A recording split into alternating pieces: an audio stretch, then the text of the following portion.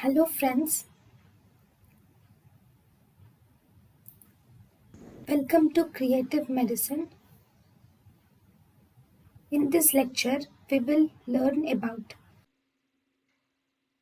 Right. Anti-hypertensive, anti-hyperglycemic drugs. So anti-hyperglycemic drugs are divided into two types. One, those which require insulin. The drugs which require insulin for their action, and we also have the drugs which do not require insulin for their action.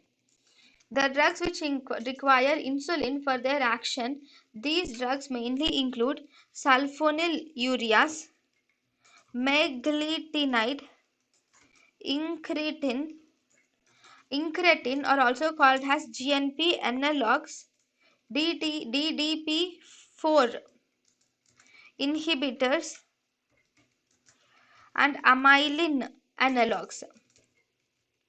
So, the drugs which require insulin for their action are sulfonylureas, meglitinide, then incretins or GLP analogs, DPP4 inhibitors, and amylin analogs are the drugs which require insulin for their action. We also have a second type, that is drugs which do not require insulin for their action. Biguanides, alpha glucosidase inhibitors, does not require insulin for their action. Then we have thiazolidine diones. Then we have SGLT2 inhibitors.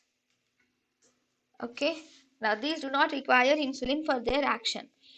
So we have one more name called as insulin secretagogues, which will activate the insulin secretion. So these insulin secretagogues are sulfonylureas and also meglitinide are the insulin secretagogues.